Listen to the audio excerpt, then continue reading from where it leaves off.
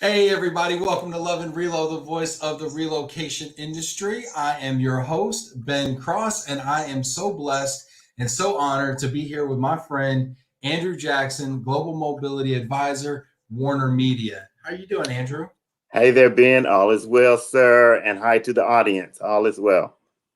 Now, where in the world are you? Set the stage for us here. Absolutely. So I am, of course, in Atlanta, Georgia, hot Atlanta. So that's where I am today. Of course, as you know, we're all working remotely. So, of course, I'm currently sitting in my home office I here. thought that was Ted Turner's office. Is that not Ted Turner's office? No, much better than this one, Ben. Nice, nice. Well, it's good to see you here. Hey, everybody, if you're watching right now, go ahead and leave a comment, leave a little like, hit that like button. Let us know you're watching out there. We had a little delay, some technical difficulties, but the show must go on, and here we are. So go ahead and leave some love out there. Throw a little love out there to Andrew. Let's see here. Hit that like button. Let's Very see Tim checking in. Hello, Andrew and Ben from sunny Western New York. hi, Tim. Tim, what's the weather like up in Rochester? Let us know because Andrew. It is a beautiful day here. That's one thing, man. Like I don't know about you. Have you been getting out and taking walks and stuff? So definitely trying to take breaks in between look all the calls that we're doing now since everything is virtually. So I do try to get out and at least go and peek at the sun a little bit. But it's in and out and back to the desk. So yeah, I know. I'm sure he's working hard. Everybody, if you're watching, he's working hard. Okay. which is good, which is a good thing these days. So Yeah. absolutely. Yeah, for sure. Let's see here. Stacy checking in. Super producer Stacy. Big shout out to Stacy Hi, making it Stacy. happen. Thank you so much, Stacy, for everything. For sure, really. Alan King, hi, Ben and Andrew. Pleasure to be checking in today from From Germany. Germany. Wow. Nice, very nice. Sunny and chilly in the Rockies. Oh, in the in the rock, huh? okay, we're getting having some fun over here. Dano, hi, Ben and Andrew from Wintry, Las Vegas. Stay safe. I should have known you were back in Las Vegas, Dano. Pleasure to see you, man. You got to see mom. You got to take care of the parents there. Oh yeah, absolutely. So Andrew, it's been a minute, man, since when we've hung out and seen each other. Normally, we would have seen each other at a At- ERC or a couple things. Absolutely.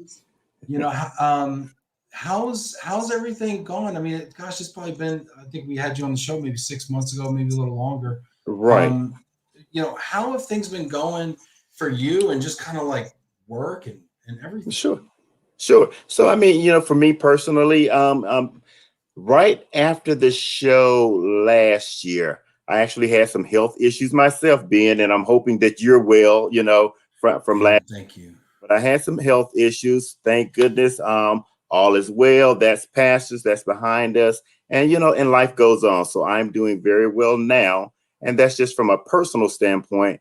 But from a business standpoint, 2020, 2020 was definitely a challenge like it was for a whole lot of other people and organizations out there. So, with the pandemic happening, and then we're having to shuffle our whole lives around, to figure out, what 2020 was going to bring and that type of thing. So it was a tough year, but thank goodness we survived it, and we're here Amen. to say, that we're still here. So, yeah, That's right. That's right. I'm getting my COVID shot on Friday. I'm excited. I feel lucky like the you. I feel like the light is at the end of the tunnel. We just got to keep Absolutely. on chugging there. In fact, actually, I Absolutely. want to do something a little different. Normally, we save our top five for the end of the show, but Okay. because I think it fits so well into what we're talking about right now, I actually want to get into it. And I'm not even sure. I'm putting Stacy on the spot here. Stacy, are we good to go with that? That's awesome. Big shout out to everybody in the comments here. I see you. Please go ahead and leave comments, leave questions for Andrew, for myself. I want to hear your perspective on the top five that we're going to roll out here in a moment. Cindy, Bob, Elizabeth, Jack, Lee, Alan, Stacey. I mean, just get in those comments and let us know what's up with you. Well, without further ado, let's get into the top five, Andrew. Okay. So, Sounds what great. was your top five? Sure. There we go. So the impacts due to COVID-19. So even as I said, before, 2020 was just a challenge all the way around, both personally and from a business standpoint. With when COVID-19 hit, I think it was March 6th of 2020, last year. Um, Yeah. that's when I actually left the office and started working remotely from home. And just the whole setup, getting the home office set up, and true enough, I had already had an office space at home, but to make sure that the scanners are working, the fax machine is up and running, that I had the proper calling and resources to call in and out of the office and around the world, seeing that I do global mobility. But so just the hustle and bustle, making sure that everybody had the correct resources and that they were in the right locations at the right timing. And then we had people stuck in other countries that we had to get out of those countries and get them back to the U.S. or either back to their home countries. So that was one of the greatest impacts of COVID-19 and just the start up of the pandemic itself. So Yeah. Let me ask you before we get into your top five, and we're going to get into it real quick, and I want to hear everybody's comments that are watching. But let me ask you, did you feel like in a weird way that COVID-19 really thrust your job function and the global mobility function and Relo to the forefront, maybe strategically with the organization? and it really did, Ben, because even though the numbers and the actual relocations that we were doing were down, and then that goes into play with a whole lot of other stuff that was happening within the organization itself as well. But when COVID-19 hit, it slowed the relocations down. But like I said before, but then we realized that we had all of these business travelers that were around the world that we had to then jump on and focus on those guys and making sure that those guys were safe, that we knew exactly where they were, and if we needed to bring them back home or move them to another, isolated location, then we had to, jump on that and focus on that. So that in itself sort of put me, I had to put on a new hat and, sort of lay relocation to the side and now focus on the business travelers that were out there and that were around the world. So, yeah. Now, had historically business travel fallen within your purview, or was that new for you? Yeah, that was totally new. So typically it's handled just by the business, because in our industry, and I always like to make the statement, wherever the news happens, we'll go there. So whenever breaking news occurs, whenever crises occur or what have you, the business just uproots an individual and sends them abroad. So I'm not responsible for that. But now where the relocation comes into play is that whenever we know that we have new talent, new hires, transferring employees that have been deemed necessary to go to another location, then that's when relocation is pulled in. And then, of course, they get their packages or what have you. And then I'm brought into the loop to assist them with that. So, but yeah, this business traveler and making sure that those guys were safe and sound, that was something totally new. Something totally new. Interesting, fascinating. Okay. So without further ado, because I want to get to the top five here, and I know we're in a bit of a time crunch, but I feel like this Sure. is really a meaty topic, obviously. So let's roll, Stace. You want to roll? Number five. Yeah. So, for those of you that don't know, and I'm hoping that the audience and everybody that's out there know by now that we are no longer a Time Warner organization. But of course, we were bought and sold to AT&T. So of course, we are now in a full-fledged AT&T company. Um, Oh, Underneath the AT&T umbrella, there's this company known as Warner Media, and that's where we fall. Now, Warner Media encompasses three major organizations. So that's Turner Broadcasting, HBO, and Warner Brothers. So those are the three companies that makes up the new Warner Media. So the acquisition, I think. Can I ask one question? Can I ask one Sure, selfish question here? sure, sure. Where does Warner Music Group fall, or is that still, or was that divested? That something on another level, not Another level. Okay. Warner Media umbrella. That's correct. That was my first internship out of college. Oh Yeah, wow. funny story. I'll tell you that offline. But I got fired from an unpaid internship. Anyway, we'll talk about that later. Okay, man. But anyway, so you were saying, sir. So yeah, so with all that was happening, the acquisition I think initiated in 2016. It took 2 years for that deal to close, and it happened around I think June of 2018 is when it officially closed. If you guys remember seeing in the news, it had to go through the Department of Justice to get approved because there was this guy that was trying not to make the deal close. So we had to go through all of that, but eventually it did close.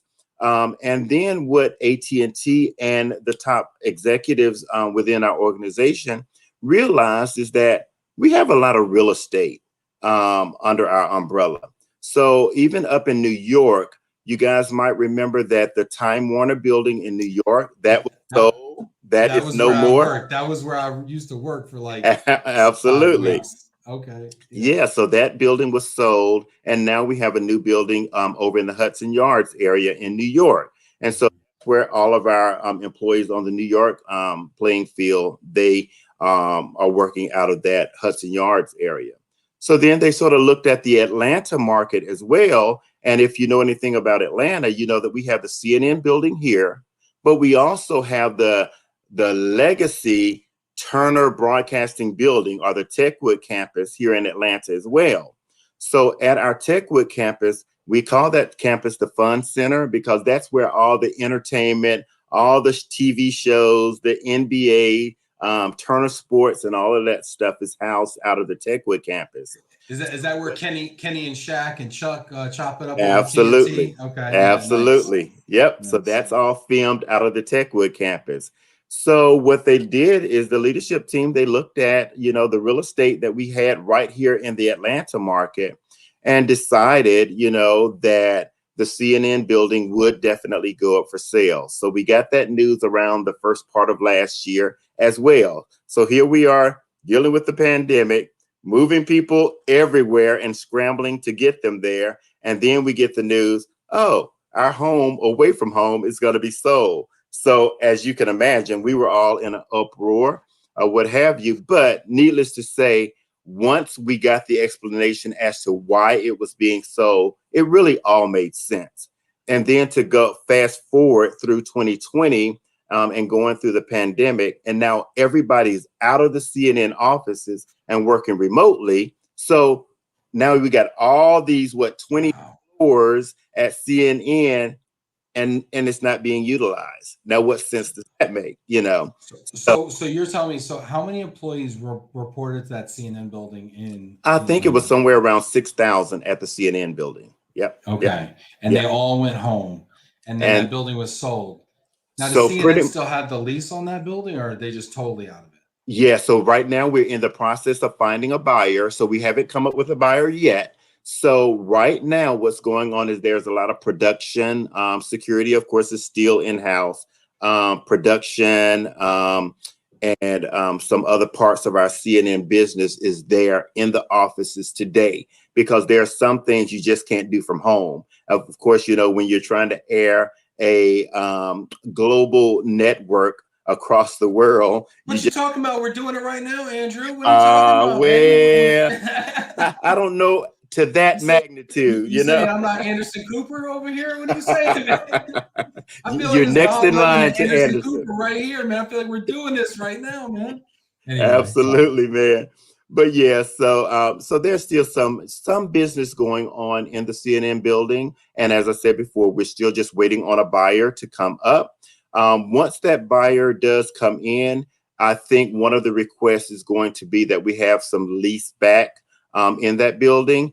as we look at moving forward and getting people over to our Techwood campus, deciding who's going to be working remotely, permanently, that kind of a thing. So there's still some things that has to be ironed out with the sale of the CNN building. So yeah, this is great. This is really cool insight. I love this. And it sounds like you're about to get a deal on a skyscraper, is what it sounds like. It sounds like you might be this. This is what we call a pocket listing here in Relo. Maybe if y'all want to put some money together, maybe we can make a run at this building here. We got some right. people checking in here. Cindy Salter from Dallas. Cindy, I'd love to hear your questions and thoughts. I know you always got something smart to say. Bob Kelly checking in. Hi, Bob. Land is great. Yeah. It's awesome. Elizabeth there. Hello there. Good to see you both. Hi, Elizabeth. I want to shout out the Worldwide ERC Foundation, the scholarships that they're doing as well. So hit up Elizabeth as well if you got questions about that. Jack Jampel, hello, Ben and Andrew. Jack, I'd love to hear your thoughts as well. Yeah, hi, Jack. Lee, hi, Ben and Andrew. Love to see some Atlanta representation. Hi, Lee. Miss you, Lee. Yeah. Yeah, that's awesome. Lee and I were on a planning committee together at ERC for a spring conference. Amanda Rakowski, hey, from beautiful Phoenix. Phoenix, wow. Nice. My dad's checking in. Tulsa in the house. Oh, Tulsa. All right. Look at Reverend Dan Cross checking in here. All right, yep, and I'm over here soliciting questions. Yeah, please leave your questions for Andrew. Love to know. Yeah. Let's see, Alan King's got a comment here.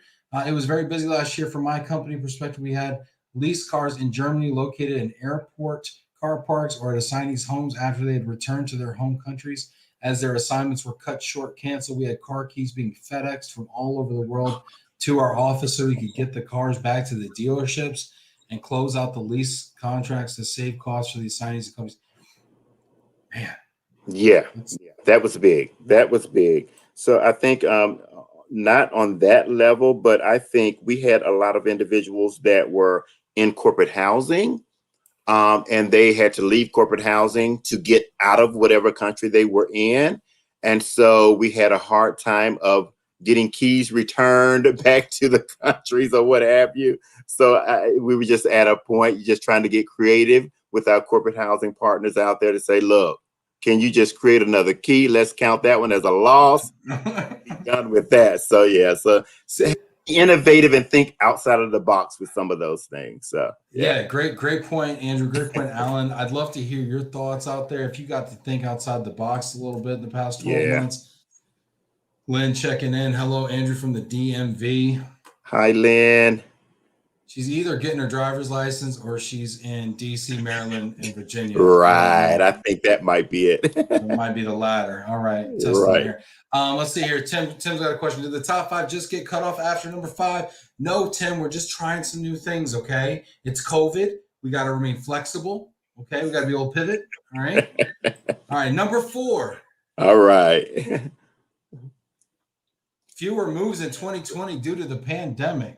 Yeah, so we definitely, of course, I was doing some comparisons for my direct reports at work and for my management team as well. So just looking at what happened in 2018, 2019, then leading up to 2020, of course, what can you do when there's a worldwide pandemic going on, and we realize that.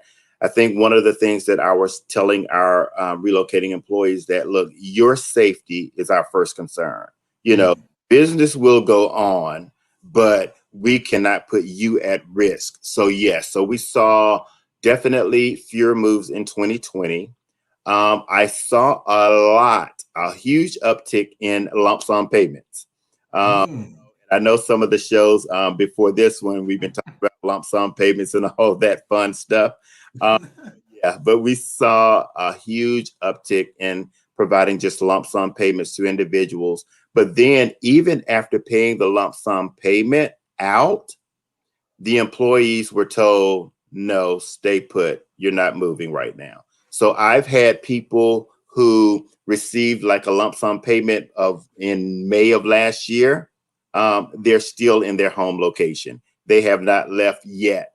And Hey, then sign me up for that package. I want that reload right there. You know, give me 10 grand, but stay put. I like it. look, right. But yeah, and the good thing, I mean, we have some great people, some great employees at Warner Media. And I've spoken to several of those individuals, and they were like, well, Andrew, I got this money. I'm just going to put it in savings and let it sit there, you know, in the event I have to pay it back. I was like, wow, isn't that nice of you? You know, but look, there was a worldwide pandemic. You're good. You are really good. So don't even focus on that right now. And whenever we move you, we'll move you and we'll get you to your final destination. But for right now, no. Yeah, couple thoughts here on that. One, is it even taxable? Because there wasn't attached to a relocation. So I feel like it shouldn't even be taxable. But number two, I guess it still is income. Number two, throw that thing in some Bitcoin, holler at me in a year, right? And then I'll pay the 10 back, but let me keep the okay. Absolutely, Nice. man. I totally Nice. agree. So, Look, so so give me an idea. Give me an idea, Andrew, though, when you said you did some comparisons, right? sure, Everybody had fewer moves in 2020. It absolutely. was obviously a remarkably terrible year for everybody. Yeah, yeah. But give me an idea of the scale of difference, if you don't mind. Sure. So in a perfect time and perfect season, at Warner Media, we're doing about 250 to 300 moves a year. So not Mhm. a lot on the scale that we see other companies do, but for me and managing an in-house program, 300 moves, that's good. I can handle that comfortably, and we can get our people from point A to point B with no problems. But 2019, I think we did about 250. 2020, we had dropped down to about 140 moves in last year, 140 moves. Now, of those that we provided some sense of packages to, probably about 20 of those were full relocation packages. And did they move? Did they relocate? Absolutely not, because we're not going to put our people at risk to go from point A to point B. And then I think New York, which has been one of our frequent bureaus that we are always sending people up to New York. At one point, New York was just shut down, so we couldn't do anything. Right. Majority of our executives were scheduled or slated to go up to New York, but we had them just to stay put. So yeah, That's incredible. So yeah, about a 40 to 50% decrease, and then of absolutely. those, a market change in the type of benefit from fully Mhm. managed to a more of a lump sum payment, and a Yeah, lot of people that didn't even move, either were initiated but didn't even move. yeah, That's interesting.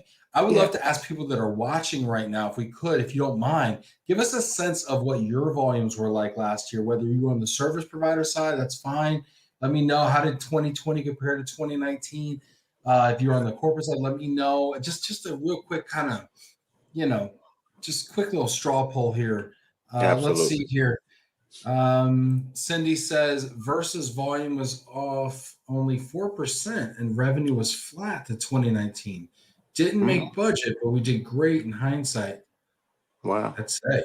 I'd say. Wow. Now, Cindy, would you attribute that to like adding new clients so that like the business was doing this, even though the volumes for the respective companies, or would you attribute that to the business mix that you have, like i.e., more pharmaceutical and like food producers versus retailers and people that were harder hit?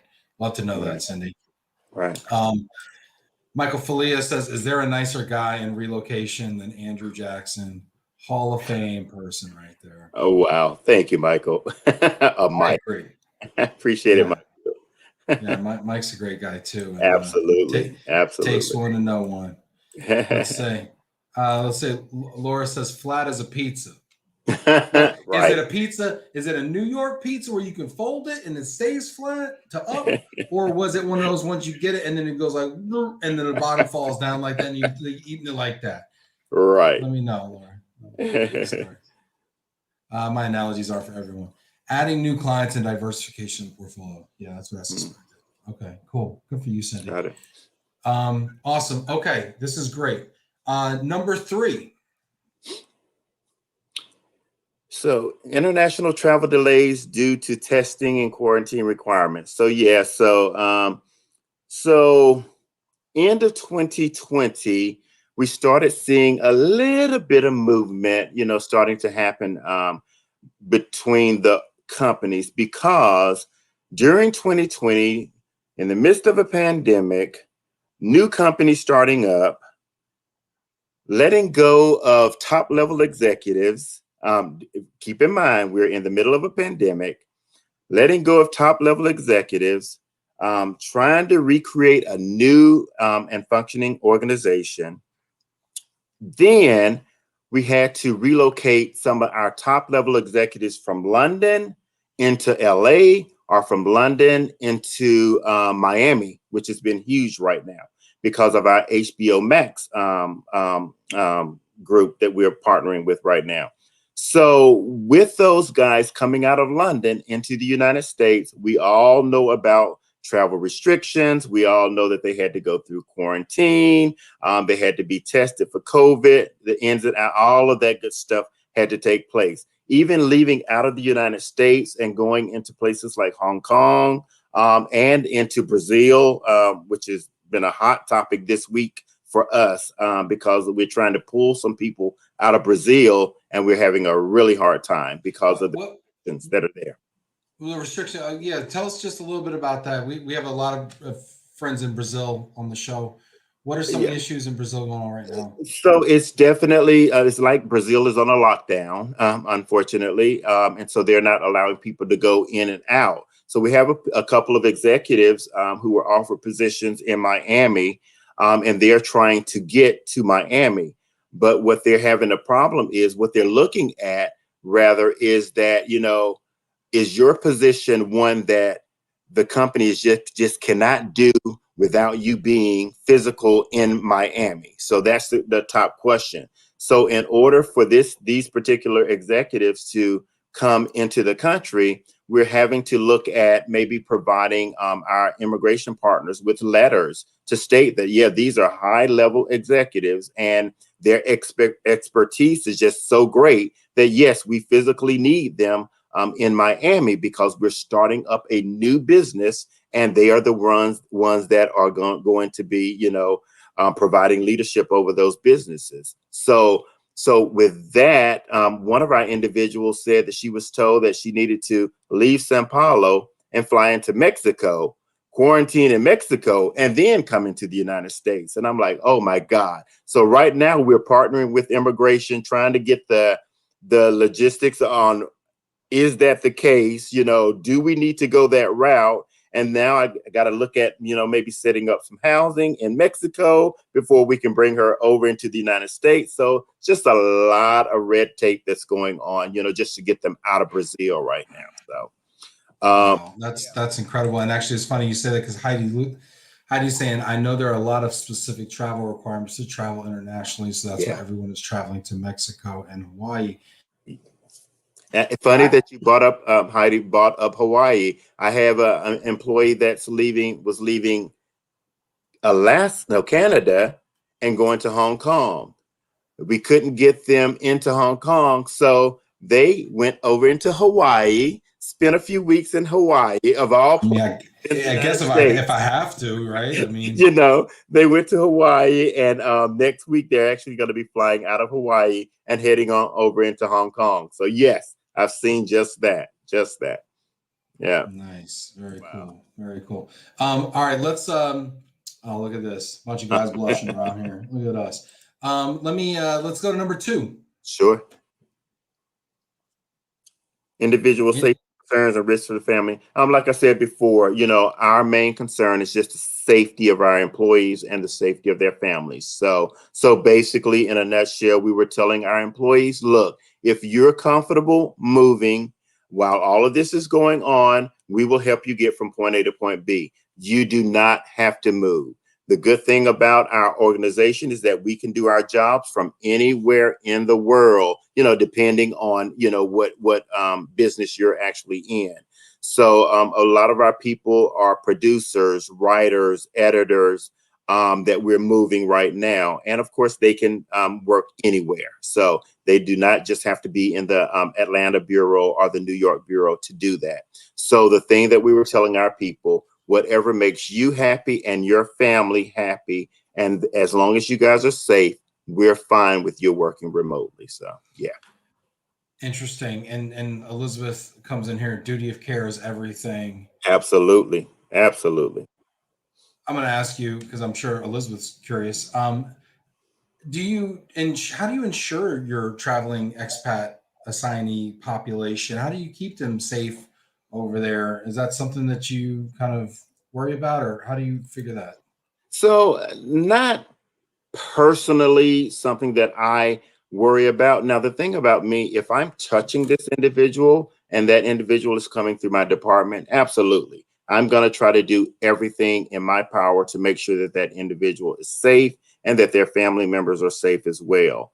So, but of course, we have great partners in the bureaus across the world. So, a great office in London, in the EMEA area, in Hong Kong and the Asia Pac population, great people that are on the ground and do a lot of hand holding for our employees. So my job is really to get them from point A and then hand them off to my partners around the world. So once I've handed them off, I feel confident that they're going to take the lead and that they're going to take care of those individuals and provide them with the services that they need. Prime example is Hong Kong. When we send people into Hong Kong, they had to go into quarantine for 14 days. So my partners on ground, they were able to provide a specific hotel location in Hong Kong that they housed all of our employees in for the 14-day quarantine period. And then after they went through quarantine, then they actually went into the corporate housing that was established and set for them through relocation. So to have the partnerships around the world that you feel comfortable handing your employees off to is awesome. So, and I really applaud those guys for doing that. Yeah, it sounds like you have some really great relationships there and trusted partners. Absolutely. How do you Absolutely. feel? I mean, I'm sure you talk to a lot of your colleagues in other programs at other companies. How do you feel like your experience over the last 12 months maybe differed from their experience? Or how do you feel like having an in-house program versus having a managed program through a relocation management company?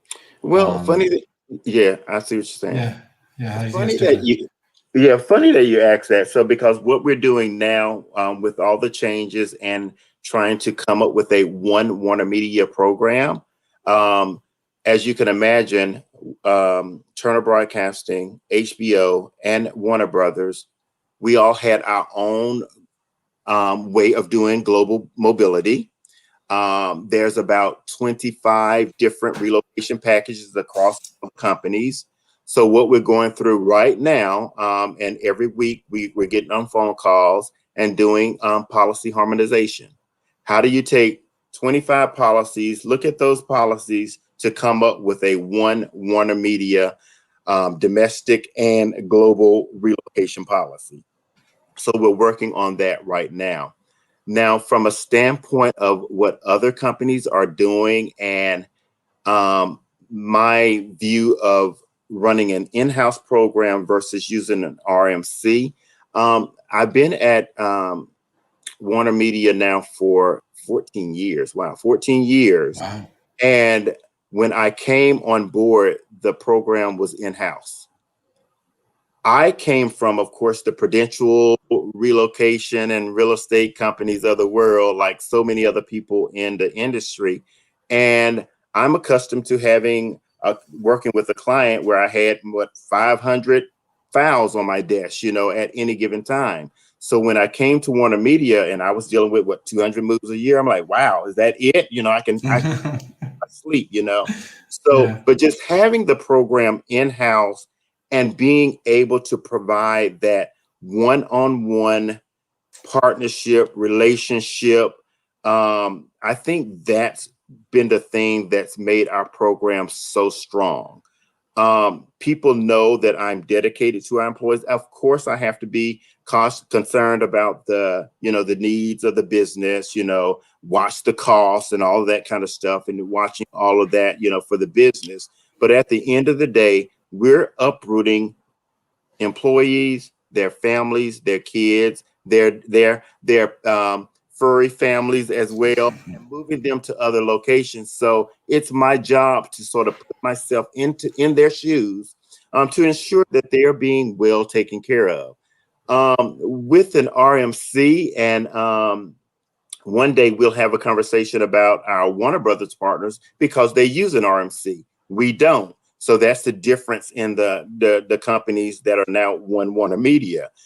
They use RMCs, and pretty much, it's a matter of, you get a request for a move, and then you're handing that individual off to the RMC and letting the RMC do what they do, which is great. If that works for you, that's fine. But just to have that warm and fuzzy feeling, that connection with my employees, I think that's what makes us the company that we are. And it's just a part of who we are as an organization. So yeah, and you've been on both sides of it. So I mean, you have great perspective around that. Yeah, absolutely. That's Absolutely. awesome. This is great here. Lena's checking in here, emailing me here. All right, you're so right. Yeah, for sure. Duty of care is everything. All right, let's get to number one. Drum roll. Number one. Yeah. So remote worker policy. So again, like I said, even with the policy harmonization and what we went through in 2020, having to spread our people out all across the country, all across the world, we sort of looked at, well, what does that look from a tax perspective? We had a request for someone had family in Idaho, and they wanted to go and just be with their family and work remotely in Idaho. So we had to say, wait a minute, do we even have a payroll entity in that area that we can actually do that? So we've been doing a lot of research on locations that we can actually allow our employees to, work remotely, because right now, because of tax implications and other things like that, you just can't work anywhere that you want to. Like, I would love to be able to say, hey, you know what, I'm going to go over to Alabama and I'm going to work out of my mom's house in Alabama. Well, that might not be the best op for the organization. And if I need to report, who's going to pay for the travels for me to come back to report to the office or what have you? So we're looking at that with our remote worker policies to ensure that our individuals are set up properly, that we're definitely following all of the tax rules and guidelines associated with being able to work from home and to work remotely. And then again, we want to make sure that our people are still in a safe environment, that they feel like the company is definitely taking care of their needs and watching over them, but while yet making sure that the business is staying, where it needs to stay from a tax perspective, and to ensure that we're just being compliant all around. So, yeah. Yeah. That's so interesting. I guess I was naive to the fact that there would be major issues with going to different states. I understand, I can't go down to the Caribbean and start working from there because right. that's what I feel like doing. But Right. I didn't realize that that would pose a problem going to, say, Alabama. I Yep. guess, yeah, there's a state tax issue, but I guess I didn't realize that was a real major issue.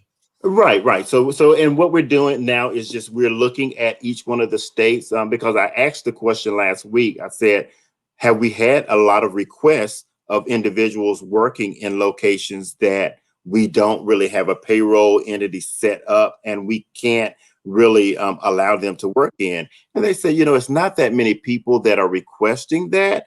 But when the request came about for Idaho and just some other little small towns that they're asking about, then that sort of pushed our leadership team to say, hey, I think we better look at this just to make sure that we are compliant and make sure that, we're doing what we're supposed to do, because we don't want to cause any problems and, cause any red flags to come up, so that, we might get tapped on the shoulders of not only by AT&T, but get tapped on the shoulders by the IRS. So we just want to make sure that we're remaining compliant. So we're in the process of pulling together those policies, because at this point, and we're looking like with the CNN office up for sale, we're looking like there's going to be thousands of people that's going to be requesting to work remotely. So we just want to make sure that we're in the right place doing the right thing and remaining compliant. So. Yeah, no, that's a great point. Elizabeth brings up if you live in New Jersey or Connecticut and work in New York City, you have to pay state taxes in both the state you live in and work in. Absolutely. Yep. Yep. Yeah, absolutely. Incredible. And that's exactly, of course, we have a lot of, with our bureau being in New York, we have a lot of people going across the bridge living in New Jersey as opposed to just living right there in New York. And then we actually have quite a few people in the Connecticut area as well. So, and yep, we take all of that into consideration. Absolutely. Very, very interesting. Yeah. That's so interesting. I saw a post actually, Ray Kirby from Twitter put up a few days ago talking about localization and talking about, companies, okay, if you're going to allow people to work remotely or work from anywhere, the dreaded work from anywhere, because anywhere is a Pandora's box, right, of Right. options, Right. but if you allow work from anywhere, are you going to be adopting a localization strategy to actually change the pay? So if you move from Atlanta, medium to medium high-ish cost of Right. living area, to Alabama, Alabama. Right. right? Right. Will the company adopt a localization strategy to now say, okay, you're making, round numbers, 100,000, we're going to boom you down to Yeah. 65, or whatever, right? Absolutely. Absolutely. Um, you know, are these kinds of things that you've entertained or had to deal with?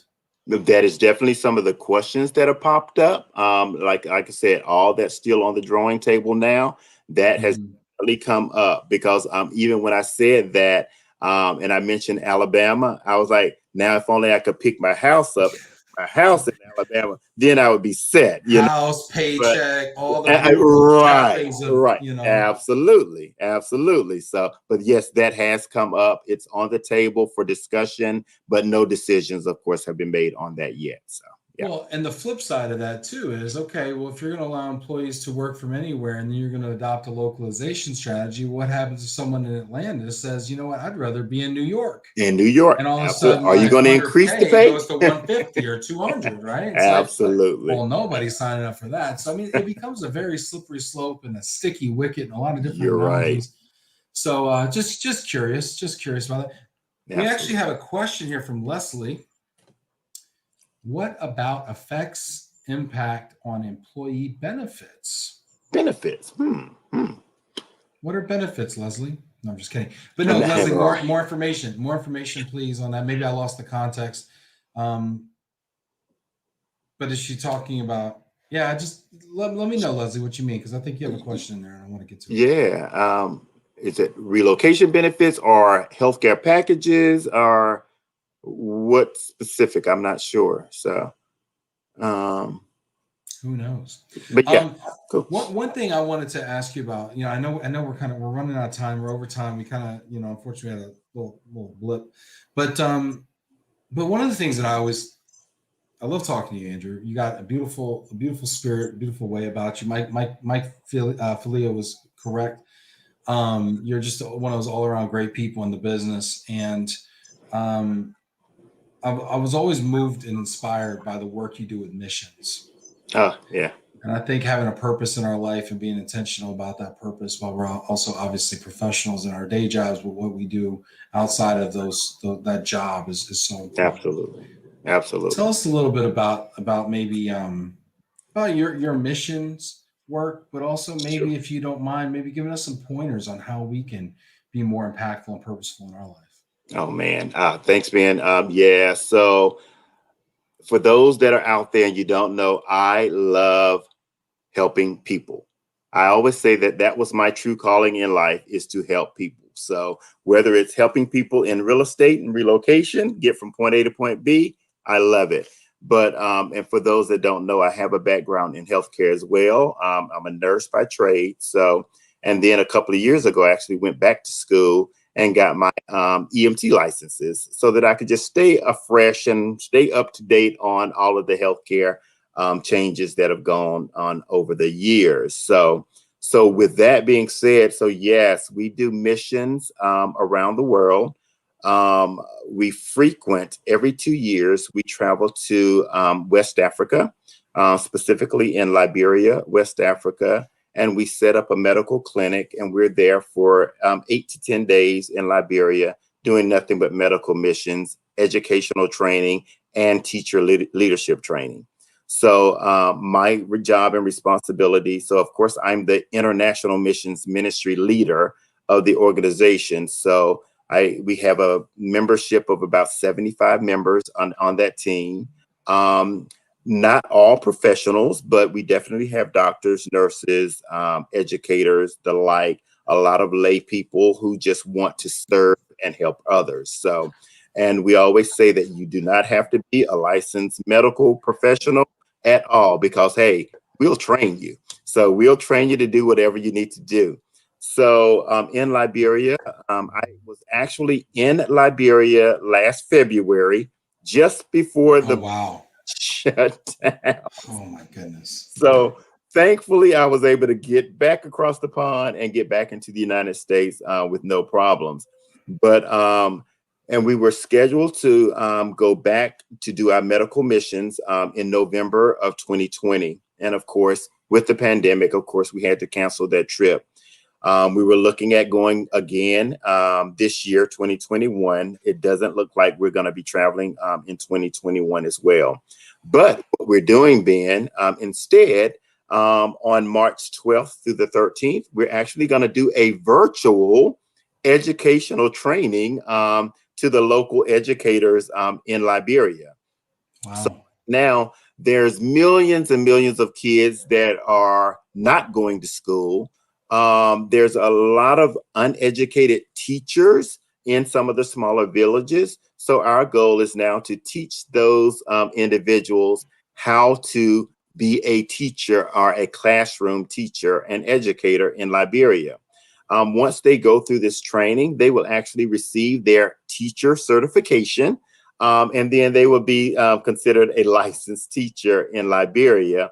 But our goal is to equip them with the tools that they need to, to better organize their classroom, to teach their kids, and to really train the community that they're in. Because when I say that the locations that we're in, it's the bush, it's really poor. They don't have a lot of resources, and they look to us. When we come, we bring supplies to them that will, carry them through 6 months to a year. And then, we send goods and services over to them throughout the year as well. So this March 12th through the 13th, we're going to do the educational training. And then we're also sending monetary substances over to our medical clinic there so that they can replenish the shelving with medications, masks, gloves, alcohol swabs, things like that they'll need on a daily basis, so we're helping them in that way. But I'm just excited just to be able to serve people, serve the less fortunate. And we do that daily at my local church organization here. We do that every day.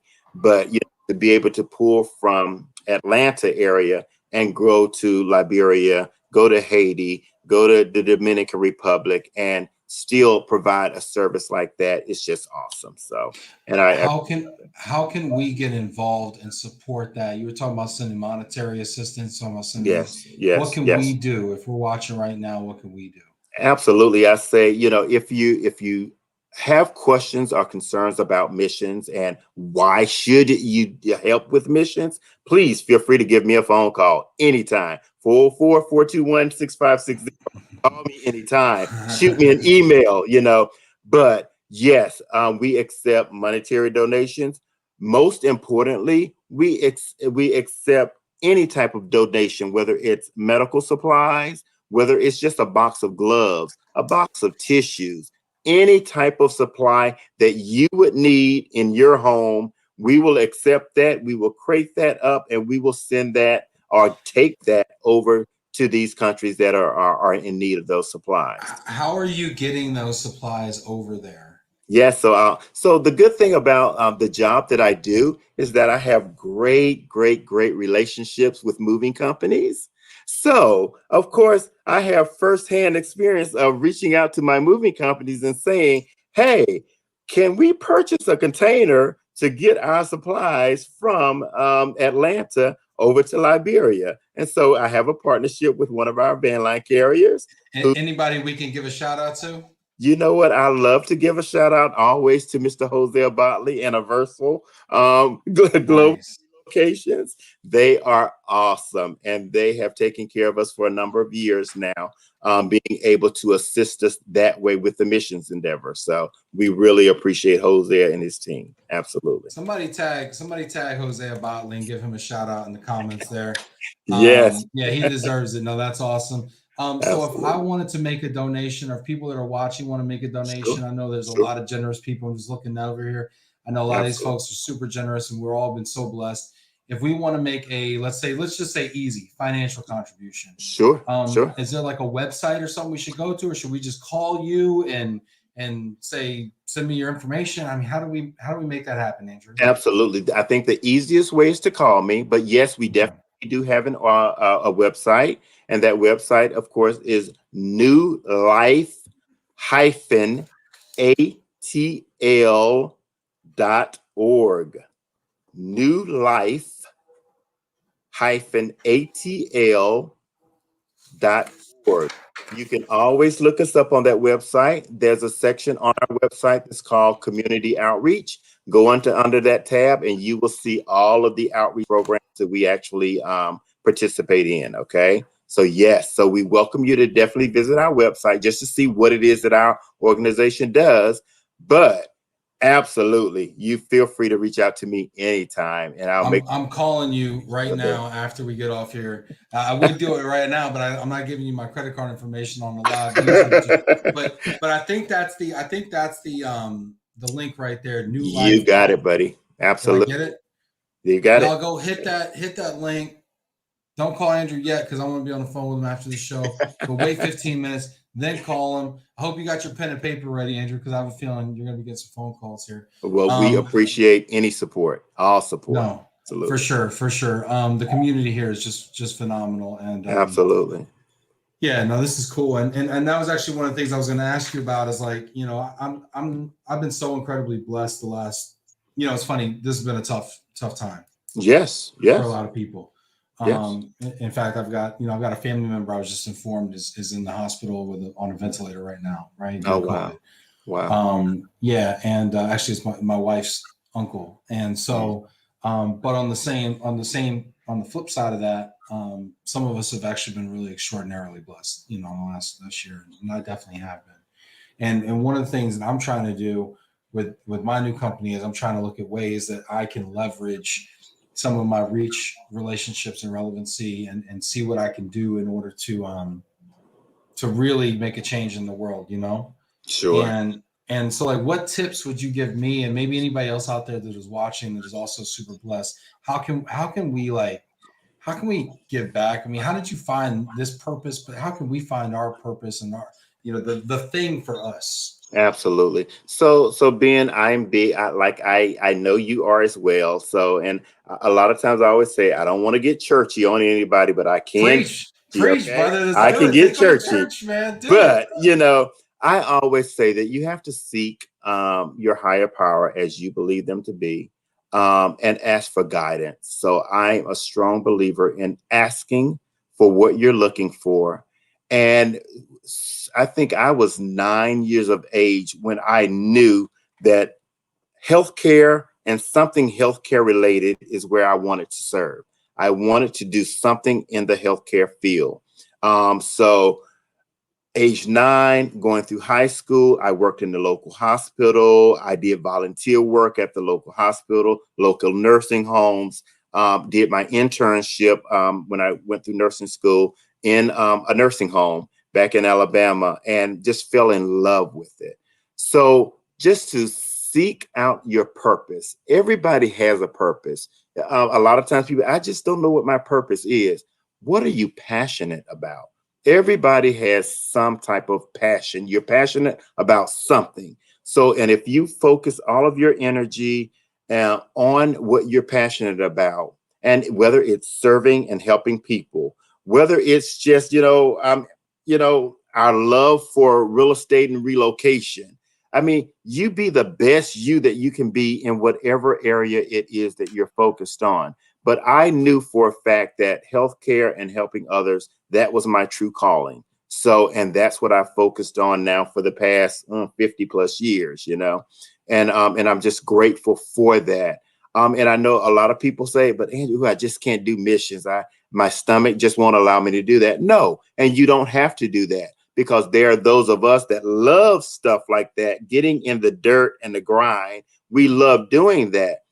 But we also need assistance on this side of the water as well, with the administration, with the supplies donations, raising funds and all of that, so that we can go over there and do the work that we've been called to do. So no, you don't have to physically get in the mud and grime of everything, but we still need your service, whether it's administratively, whether it's planning, whether it's the logistics on the trips, scheduling our trips for us, you know, or what have you. So there's something that we all can do, but just find your purpose and walking in that purpose. You'll good. That's a great point. Like Jose's, gifting is in logistics, right? Your gifting Absolutely. is in medicine and Yep. healthcare.